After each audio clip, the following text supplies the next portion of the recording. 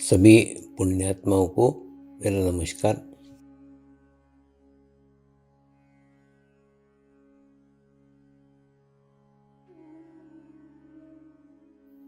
गुरुर्ब्रह्मा गुरुर्विष्णु गुरुर्देवो महेश्वरा, गुरु साक्षात् परब्रह्म तस्मै श्री गुरुवे नमः।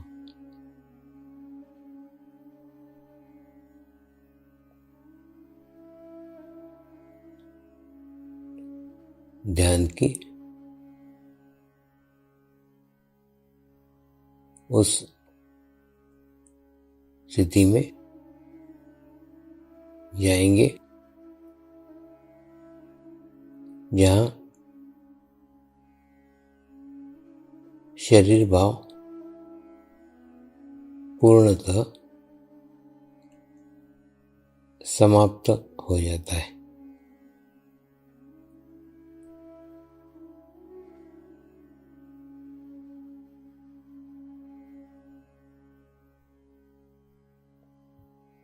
अपने पूरे शरीर को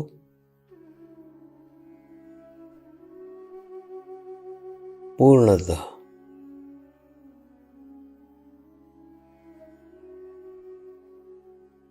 शिथिल छोड़ देंगे, एकदम रिलैक्स हो जाइए।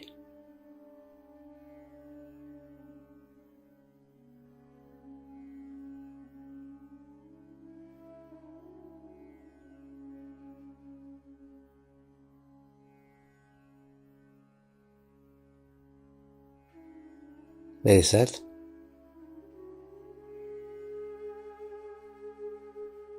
मंत्र का उच्चारण करेंगे। मैं एक पवित्र आत्मा हूँ।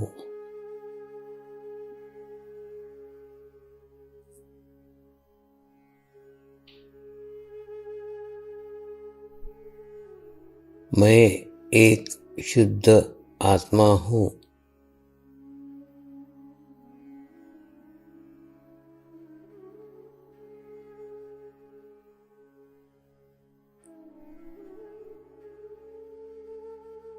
मैं एक पवित्र आत्मा हूँ।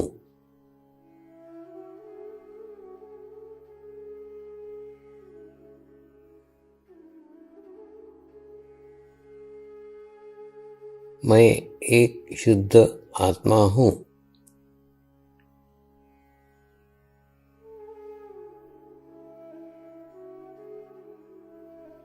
मैं एक पवित्र आत्मा हूँ।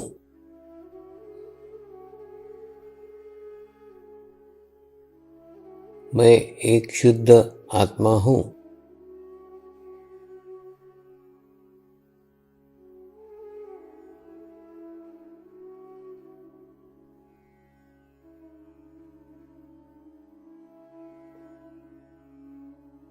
अभी इसी आत्मा भाव को बनाए रखते हुए गुरु मंत्र का उच्चारण करेंगे।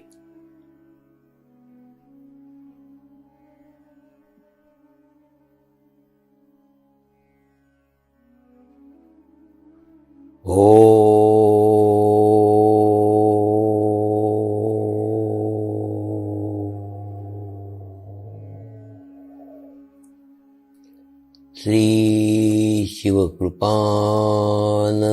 स्वामी नमो नमः।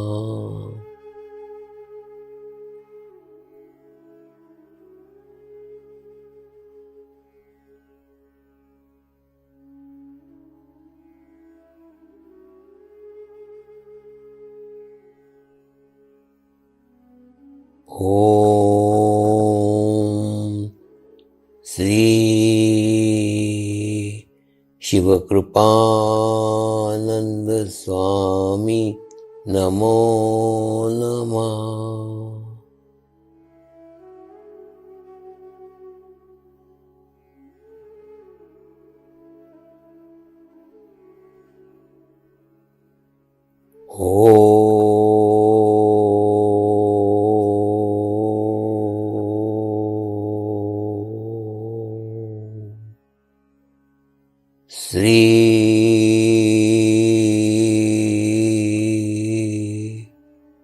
शिवकृपानन्द स्वामी नमो नमः।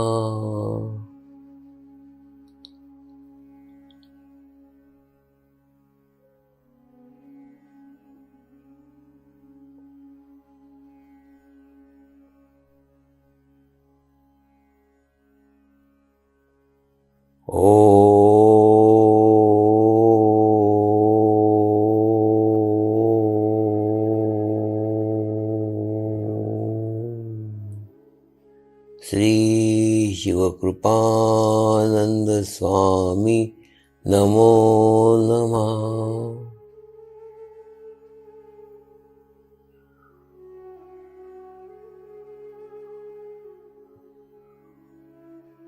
ओम श्री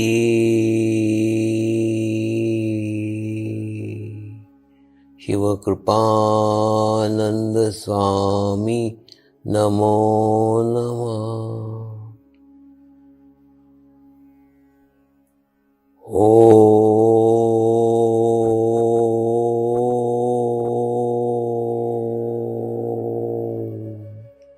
श्री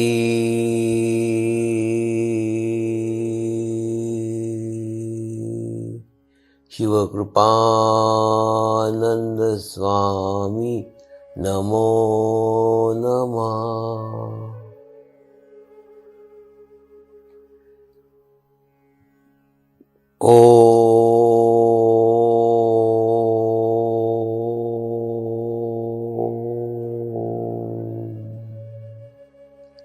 श्री शिवकृपानन्द स्वामी नमो नमः।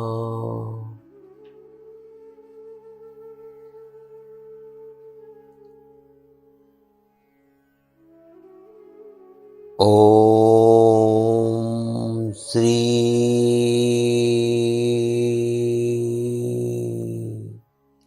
शिवकृपानन्द स्वामी नमो नमः।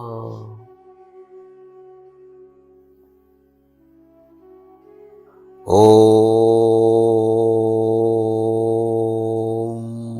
श्री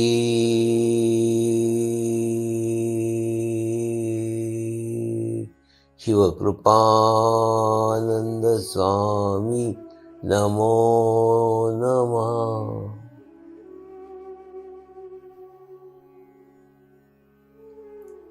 अब आप अपना चित्त सहस्त्रार पर रख के थोड़ी देर के लिए ध्यान में जाएंगे।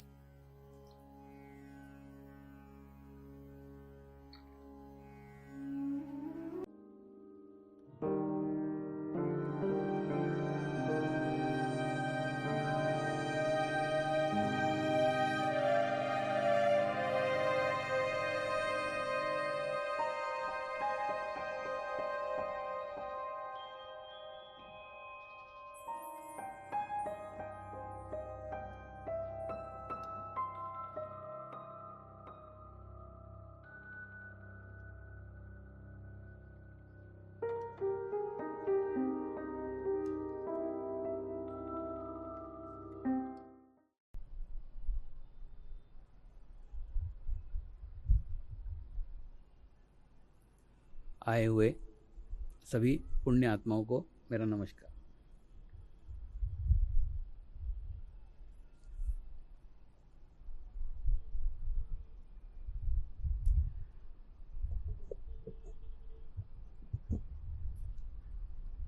आज के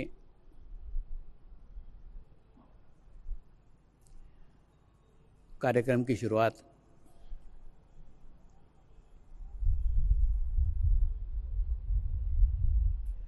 महाराष्ट्र के एक संत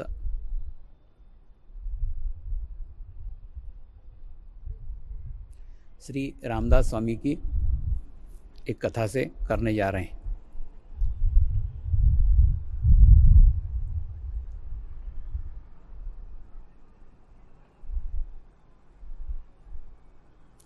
महाराष्ट्र में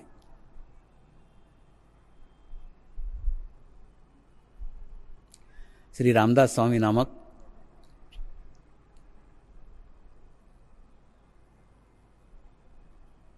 एक महान संत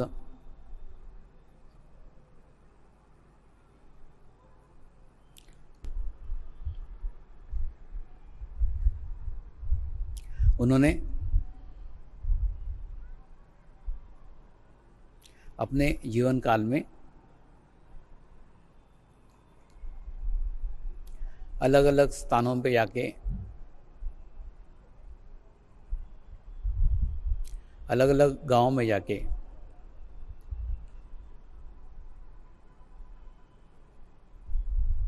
जन जागृति का कार्य किया।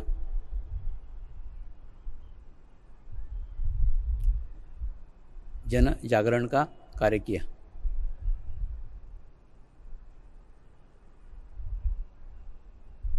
ऐसे ही कार्य करते हुए एक बार श्री रामदास स्वामी एक गांव के अंदर पहुंचे। उस गांव के बाहर पहाड़ी के पास एक मंदिर बना हुआ था।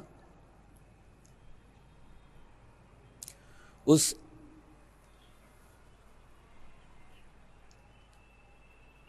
मंदिर में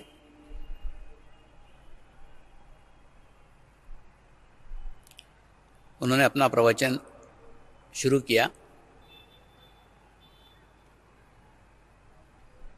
काफी समय तक परमात्मा के विषय पे बोले।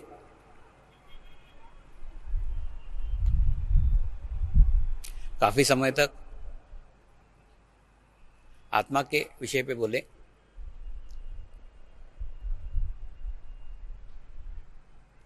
काफी समय तक सद्गुरु के विषय पे बोले।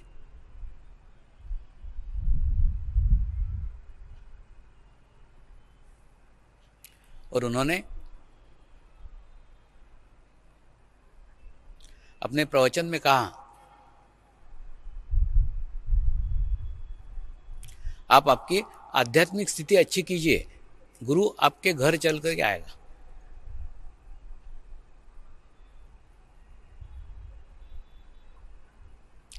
अगर आप सतत साधना करते हैं, सतत ध्यान करते हैं, अपने चित्त को शुद्ध करते हैं, अपने चित्त को पवित्र करते हैं,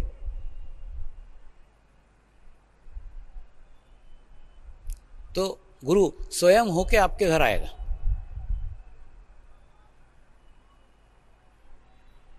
उसको बुलाने की आवश्यकता नहीं है। लेकिन जब तक आपकी आध्यात्मिक स्थिति, जब तक आपकी आध्यात्मिक बैठक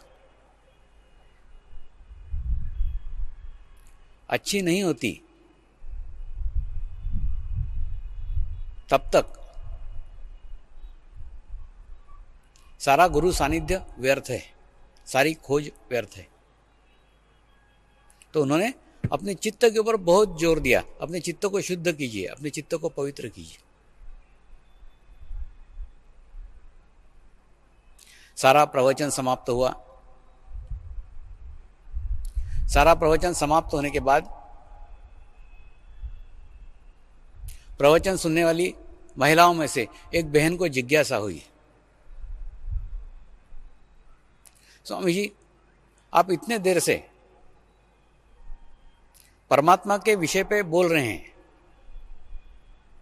और इतने अधिकार से बोल रहे हैं, कैसा प्रतीत होता है कि परमात्मा को आपने पा लिया है, क्योंकि खोजने की, भटकने की आपकी कोई इच्छा बाकी नहीं रह जाती। ऐसा प्रतीत हो रहा है। क्या ये सच है? रामदास स्वामी ने कहा, हाँ सच है, मैंने परमात्मा को प्राप्त कर लिया है, परमात्मा को पा लिया है। फिर महिला ने अपने ही प्रश्न को आगे बढ़ाते हुए बात करना चाहिए। स्वामी जी, मैं भी परमात्मा को प्राप्त करना चाहती हूँ, मैं भी परमेश्वर की अनुभूति करना चाहती हूँ, क्या मुझे परमात्मा मिल सकता है? स्वामी जी ने कहा अवश्य मिल सकता है। क्या मुझे परमात्मा की अनुभूति हो सकती है? स्वामी जी ने कहा अवश्य हो सकती है। इस जन्म में हो सकती है? उन्होंने कहा तत्क्षण हो सकती है, इसी क्षण हो सकती है। इस जन्म की क्या बात कर रही है, इसी क्षण हो सकती है।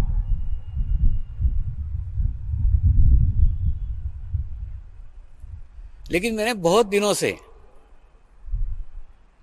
खीर नहीं खाई है और खीर मुझे अति प्रिय है, तो मेरी एक इच्छा है कि तू खीर बना के लेके आ, और तू अगर मुझे खीर खिला देगी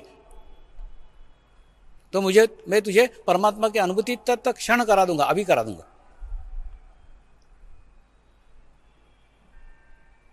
बहन को बड़ा आश्चर्य लगा,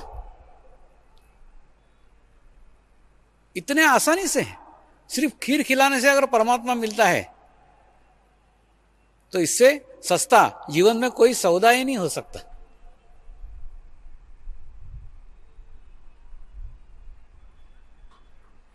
बहन तैयार हो गई।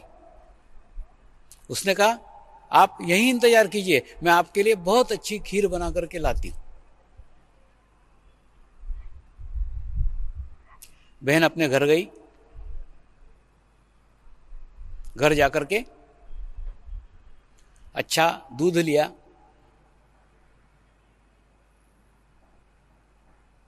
अच्छे बादाम पिस्ते लिए, अच्छा मेवा लिया, अच्छा मावा लिया, सब डाल करके 4 घंटे खूब मेहनत करके, 4 घंटे खूब प्रयास करके, बड़े मेहनत के साथ उस खीर को तैयार किया। और खीर को तैयार करके बड़े खुशी खुशी, बड़े आनंद से स्वामी जी को अर्पण करने के लिए लेकर मंदिर में आई। स्वामी जी सब देख रहे थे। उस मंदिर के पास थोड़ा दूर एक गंदा नाला बह रहा था। ये वहां गए, वहां पर जाकर बैठ गए और गंदे नाले का पानी अपने कमंडलों में भर लिया और भर करके वहां बैठे रहे। बहन आई, देखा मंदिर में स्वामी जी नहीं थे, दिखा वो नाले के पास बैठे हुए हैं। उस पहाड़ी पे गई, स्वामी जी को कहा देखो मैं आपके लिए खीर बना करके लाई हूं।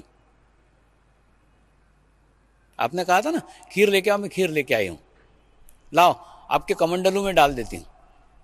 स्वामी जी ने वही गंदा पानी भरा हुआ कमंडल उसके सामने रख दिया।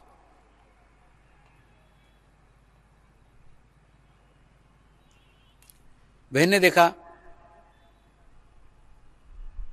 कमंडलू गंदा था, उसमें पानी गंदा भरा हुआ था, कीचड़ भरा हुआ था। बहन ने कमंडल उठाया, बोले मैं इसको अभी धो के लाती हूँ, स्वच्छ करके लाती हूँ, साफ करके लाती हूँ, फिर इसमें खीर दूंगी। स्वामी ने कहा इसी में डाल देना, क्या हर्ज है, गंदा पानी हुआ तो क्या हुआ, गंदा ही पानी है ना, पानी तो है, डाल दे इसी में। बहन बोली मैं डालने को तैयार हूं, लेकिन ये कमंडलू साफ होने की आवश्यकता है ना, नहीं तो मेरी खीर खराब हो जाएगी। तो मैं पहले कमंडलू साफ करके लाती हूं, फिर इसमें खीर डालती हूं। और रामदास स्वामी अड़े हुए थे, नहीं इसी गंदे कमंडलू में डाल। और बहन अड़ी हुई थी, जब तक आप कमंडलू साफ नहीं करते जब तक मैं नहीं डालूंगी। फिर स्वामी जी ने उसको कहा अरे खीर तूने मेरे लिए बनाई है, खीर तू मुझे अर्पण करना चाहती है, तो मैं कह रहा हूं डाल कमंडलू में, तो डालना, तेरा क्या जा रहा है। बहन ने फिर प्रार्थना की, स्वामी जी ये खीर मैं आप ही के लिए लाई हूं। स्वामी जी 4 घंटे मेहनत करके अच्छे किस्म के मेवे, अच्छे किस्म के फ्रूट्स उसमें डाल करके, अच्छे दूध डाल करके 4 घंटे मेहनत करके तैयार करके ये खीर मैंने आप ही के लिए बनाई है और आप ही को अर्पण करने के लिए आई हूं। लेकिन जब तक आप आपका गंदा कमंडलू साफ नहीं करते तब तक मैं खीर उसमें नहीं डालूंगी, अन्यथा मेरी खीर खराब हो जाएगी।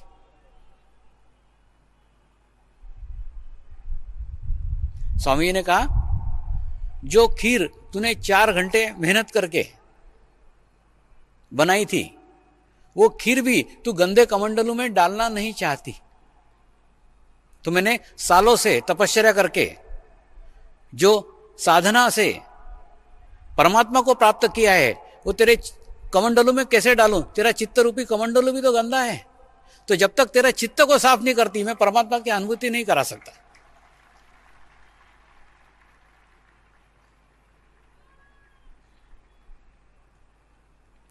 बहन को सारा अध्यात्म समझ में आ गया, परमात्मा उन्हें क्यों मिला है, मुझे क्यों नहीं मिल रहा है। दोनों के बीच का अंतर समझ में आ गया। बीच में चित्त खड़ा था, मेला चित्त, गंदा चित्त, दूषित चित्त।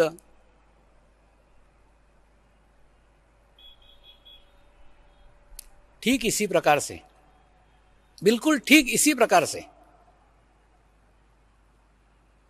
परमात्मा आपके को मिलने के लिए लालायित है, बहुत इच्छा कर रहा है कि आपको मिलना चाहिए, और आपको जीवन ही इसलिए दिया है कि वो आप तक मिल सके, वो आप तक पहुंच सके। लेकिन जब तक आप आपका चित्त रूपी कमंडलू स्वच्छ नहीं करते आपको परमात्मा की अनुभूति कभी नहीं हो सकती।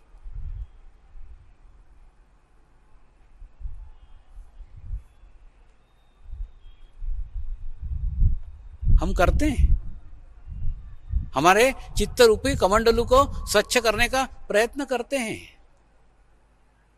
कोशिश करते हैं, लेकिन कोशिश कमंडलू खाली करने की नहीं होती, कमंडलू स्वच्छ करने की नहीं होती। ऐसा ही गंदा भरा हुआ कमंडलू, बुरा कमंडलू, खराब पानी से भरा हुआ कमंडलू वैसा का वैसा लबालब रखते हैं और बाहर से अमृत इकट्ठा करने का कोशिश करते हैं, प्रयत्न करते हैं और बराबर प्रयत्न करते हैं, जीवन पर्यंत प्रयत्न करते हैं। किसी मंदिर के अंदर जाते हैं, किसी देवस्थान के ऊपर जाते हैं, वहां से थोड़ा सा अमृत इकट्ठा करते हैं, अपने कमंडलू में डालते हैं। एखादे तीर्थ क्षेत्र पे जाते हैं, वहां से थोड़ा सा अमृत इकट्ठा करते हैं, अपने कमंडलू में डालते हैं। एखादे संत के पास जाते हैं, उसके सानिध्य में बिताते हैं, वहां से थोड़ा सा अमृत इकट्ठा करते हैं, अपने कमंडलू में डालते हैं। किसी स्वामी का प्रवचन सुनने जाते हैं, उससे कुछ अमृत इकट्ठा करते हैं, वो अपने कमंडलू में डालते हैं। डालने की प्रक्रिया सतत जारी है, डाल रहे हैं, लेकिन वो अंदर जा नहीं रहा है ना। अंदर इसलिए नहीं जा रहा है क्योंकि गंदा कमंडलू पूरा लबालब भरा हुआ है, जितना भी अमृत इकट्ठा कर रहे हो सब बह बह के बाहर जा रहा है। तो अरे बाबा, उस अमृत को अगर तुम उपयोग नहीं कर सकते तो दूसरे के लिए छोड़ दो, क्यों इधर उधर से इकट्ठा करके उसका सत्यानाश करे जा रहे हो।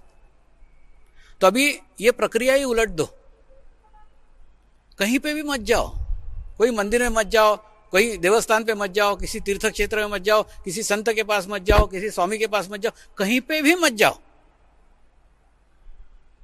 सबसे पहले अपने भीतर की गंदगी को साफ करो, सबसे पहले अपने कमंडलू को स्वच्छ करो, अपने कमंडलू को पवित्र करो। और जब तक वो कमंडलू स्वच्छ नहीं होता, पवित्र नहीं होता, सारी कसरत बेकार है। कहीं पे भी जाके कुछ भी प्राप्त होने वाला नहीं है, कहीं भी कुछ मिलने वाला नहीं है। कुछ अगर प्राप्त करने का है तो जो चीज प्राप्त कर रहे हो, जो अमृत इकट्ठा कर रहे हो, उस अमृत को इकट्ठा करने के लिए पहले जगह तो बनाओ। जगह ही नहीं है कमंडलू में, दुनिया भर की यादें, दुनिया भर के दुश्मन, दुनिया भर की भूतकाल की घटनाएं, बुरी बुरी बातें सब चित्त के अंदर बैठी हुई, लबालब भरा हुआ है। तो क्यों उसमें अमृत डाले जा रहे हो? सबसे पहले अपने चित्त रूपी कमंडलू को स्वच्छ करो, पवित्र करो। हमारे प्रयत्न कमंडलू खाली करने के भी होते हैं,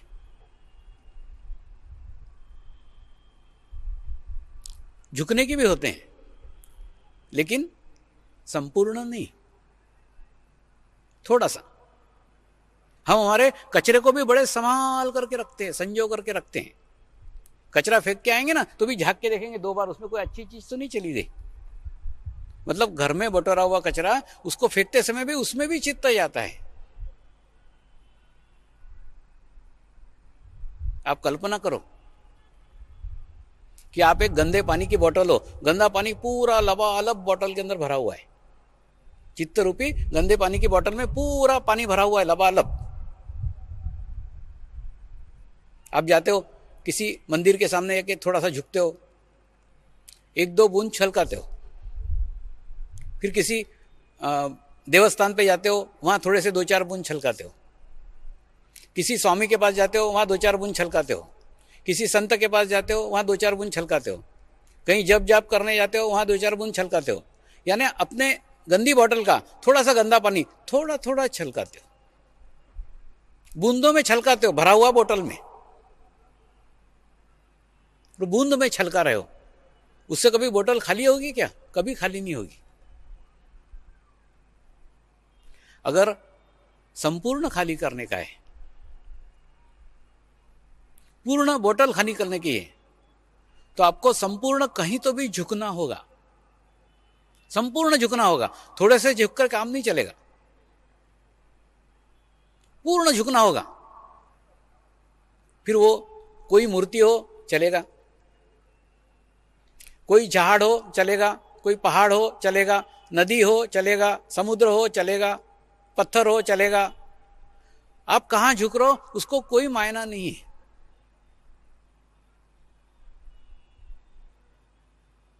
मायना है आप झुक रहे हो किसी स्थान के ऊपर, किसी भी स्थान के ऊपर। अगर आप आपके जीवन में झुकने के लिए सफल हो जाते हो और 100% झुका देते हो, पूर्ण बॉटल को उल्टी कर देते हो, तो जैसे ही बॉटल उल्टी करते हो, सारा गंदा पानी धीरे धीरे धीरे धीरे धीरे धीरे उस बॉटल में से निकल जाता है। और निकल जाने के बाद में ब्रह्म चैतन्य को कहना नहीं पड़ता, वो शुद्ध हवा के रूप में बराबर अंदर चला आता है, पूरा भर जाता है। तो परमात्मा भी इंतजार कर रहा है, परमात्मा भी राह देख रहा है। पूरे ब्रह्मांड में परमात्मा फैला हुआ है, पूरे अणु रेणु में परमात्मा फैला हुआ है। वो राह देख रहा है, इंतजार कर रहा है कब आप आपकी बोतल खाली करते हो और कब वो अंदर प्रवेश करे। तो उसका दरवाजा आपने ही आपका बंद करके रखा हुआ है। हम झुकते समय भी बड़े सौदेबाजी करते हैं, झुकते समय भी बहुत सोचते हैं, झुकते समय बहुत विचार करते हैं, ये गुरु के सामने मैं झुकूं या नहीं झुकूं, ये गुरु मेरे झुकने लायक है कि नहीं है, ये स्वामी के सामने मैं झुकूं कि नहीं झुकूं, ये स्वामी की लायकियत है कि नहीं है झुकूं में। हमारा अहंकार हमको झुकने नहीं देता है। अरे बाबा, उसकी लायकियत हो नहीं हो तेरा क्या जा रहा है, तू तो झुक ना, तू तो तेरा कचरा फेंक रहा है, तू तो तेरी गंदगी फेंक रहा है। उसकी लायकियत की क्या जरूरत है कि वो लायक है कि नहीं है। अरे कचरे का डब्बा देखते हो क्या, कचरा फेंकने जाते हो तो, कि हरे रंग के डब्बे में डालूंगी, लाल रंग के डब्बे में नहीं डालूंगी। जहां कचरे का डब्बा दिखा फेंका, गुरु कचरे का डब्बा है उसको फेंको उसके अंदर कचरे में, वहां पे भी तोलोगे।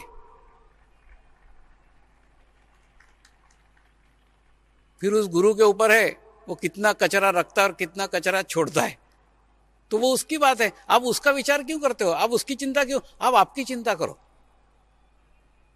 कहीं पे भी झुको, आप कहां झुक रहे हो कोई महत्व नहीं है, लेकिन आपका अहंकार आपको मिसगाइड करता है। नहीं नहीं, इसके सामने मत झुके।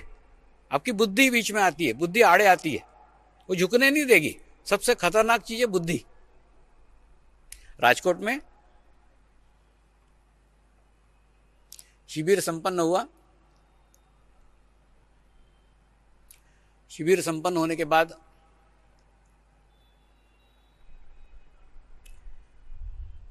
एक इंग्लिश के लेक्चरर मुझे मिलने के लिए आए।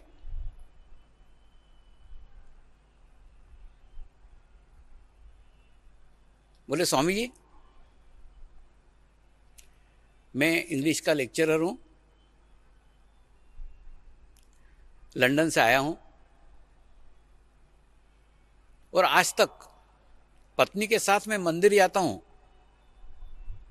कभी भी मंदिर के अंदर नहीं गया हूं, मैं बाहर खड़े रहता हूं, पत्नी अंदर जाती है। मैंने आज तक भगवान को नहीं माना है, मैंने किसी को भी नहीं माना है।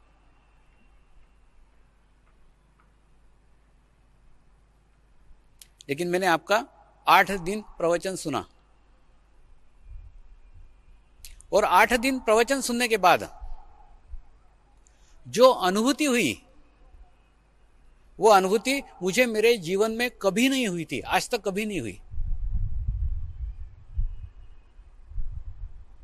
सारे बुद्धि ने जवाब दे दिया। कभी भी किसी व्याख्याता का मैं प्रवचन सुनता था, किसी संत का प्रवचन सुनता था, तो मेरा अहंकार मेरे को बोलता था उसके पास आध्यात्मिक ज्ञान है, मेरे पास इंग्लिश का ज्ञान है, तो वो मेरे से बड़ा कहाँ हुआ, मैं तो उसके समकक्ष हूं, उसके पास एक ज्ञान है, मेरे पास एक ज्ञान है। किसी संत के पास कार देखता था, बोलता था उसके पास वो कंपनी की कार है, मेरे पास ये कंपनी की कार है, तो संत बड़ा कहाँ हुआ,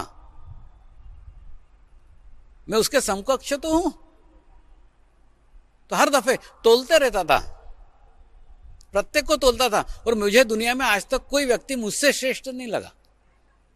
ऐसा नहीं लगा कि यह मुझसे कुछ हायर है जिसके सामने मैं झुक सकूं।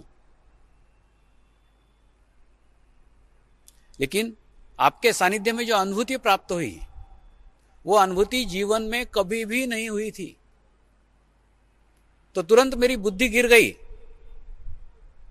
और बुद्धि ने जवाब दे दिया, तू कितना भी विद्वान हो, यह अनुभूति आज तक कभी नहीं हुई है, इतनी बुद्धि तेरे पास नहीं है। बुद्धि छूट गई, बुद्धि गिर गई, और जैसे बुद्धि गिर गई अनुभूति को प्राप्त हुआ। मैंने उसको कहा, यह बुद्धि आड़े आती है। बुद्धि जब तक समाप्त नहीं होती तब तक परमात्मा कभी प्रकट नहीं हो सकता, ये आपको मिसगाइड करेगी। उसके बाद में उसने अपने मित्रों को बताया कि मैंने एक स्वामी का प्रवचन 8 दिन सुना। बोले, हमारे लिए तो वही चमत्कार हो गया, तूने 8 दिन किसी को सुना, तो किसी को ही सुनता नहीं था, तो तूने उनको 8 दिन सुना, ये हमारे लिए वही चमत्कार हो गए। तो कहने का मतलब,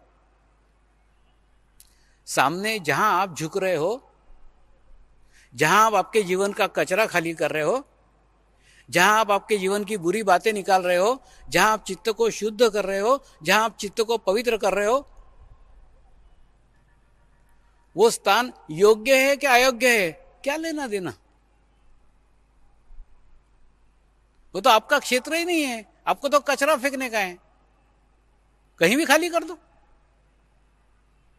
लेकिन उसको भी हम तोल भाव करते हैं, बराबर कचरे की जगह डालेंगे कि नहीं डालेंगे। तो जब तक ये चित्त रूपी कमंडलू हम स्वच्छ नहीं करते, हम पवित्र नहीं करते, तब तक अनुभूति कभी नहीं हो सकती।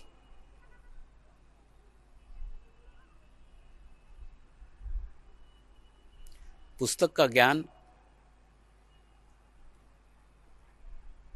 अनुभूति नहीं करा सकता। पुस्तक निर्जीव है, आप सजीव हो, तो एक निर्जीव चीज सजीव को कैसे ज्ञान प्रदान कर सकती है? ज्ञान देगी, लेकिन पुस्तक का।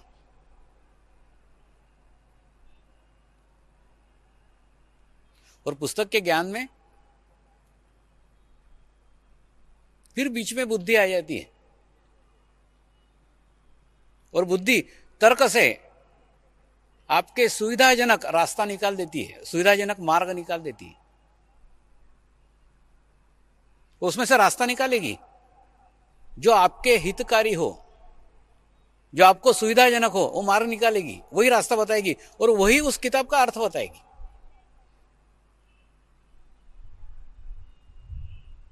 जैसे संत ज्ञानेश्वर ने लिखा है, देवाच्या द्वारी उभा क्षणवरी जेणे मुक्ती करी साधिली.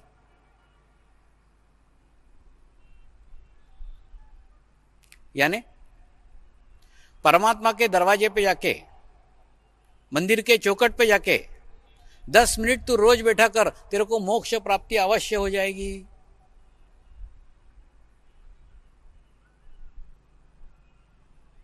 उन्होंने लिखा, इन्होंने पढ़ा, और पढ़ने के बाद में तुरंत बुद्धि ने उसको समझाया.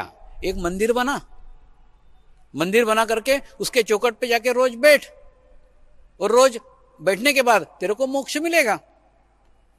बुद्धि ने जैसा समझाया वैसे मनुष्य ने किया. मनुष्य ने तुरंत एक ईट गारे का मंदिर बनाया, और मंदिर बनाने के बाद में उसके दरवाजे पे, उसके चौखट पे जाके रोज बैठने लग गया, नियम से बैठने लग गया, 10 मिनट बैठने लग गया, और अपने मन ही मन खुश हो रहा था. मैं रोज मंदिर जाता हूं, रोज 10 मिनट बैठता हूं. ज्ञानेश्वर जी ने कहा है 10 मिनट बैठने से मोक्ष की प्राप्ति होगी, मुझे मोक्ष मिलेगा ही. यह अर्थ लगाया. अर्थ किसने बताया? बुद्धि ने. और ज्ञानेश्वर जी ने जिस अर्थ में कहा था उस अर्थ को ग्रहण ही नहीं कर पाए. ज्ञानेश्वर जी ने कहा था आपका देह रूपी मंदिर है, ईट गारे का मंदिर नहीं, ईट पत्थर का मंदिर नहीं. आपके देह रूपी मंदिर में ये सहस्त्रार रूपी दरवाजा है, तालु भाग. इस तालु भाग के ऊपर अगर रोज तू बैठेगा तो तुझे अवश्य मोक्ष प्राप्ति होगी. अब ये तालु भाग पे बैठना, ये दरवाजे पे बैठना, यानी क्या? यानी उस स्थिति में बैठना जिस स्थिति में आपके मन में कोई विचार ना हो, ना भूतकाल का विचार हो, ना भविष्यकाल का विचार हो, शून्य की स्थिति हो, आपका अस्तित्व शून्य हो. ऐसा स्थिति में 10 मिनट बैठना यानी ध्यान करना. अगर ऐसा करने में आप सफल हो जाते हो, रोज करते हो, नियम से करते हो, तो आपको मोक्ष अवश्य मिलेगा. आज मोक्ष की बात आई है तो बताता हूं. मोक्ष के बारे में भी बड़ी गलत फहमियां हैं. मरने के बाद मोक्ष प्राप्ति होती है, एकदम गलत है. मरने के बाद करने के लिए कुछ नहीं रह जाता, तो मोक्ष कहां से मिलेगा? मोक्ष एक जीवंत प्रक्रिया है और वो जीते जी ही प्राप्त करना पड़ती है. अब हम प्रार्थना करेंगे सभी आत्माओं की आत्म उन्नति हो, आध्यात्मिक प्रगति हो,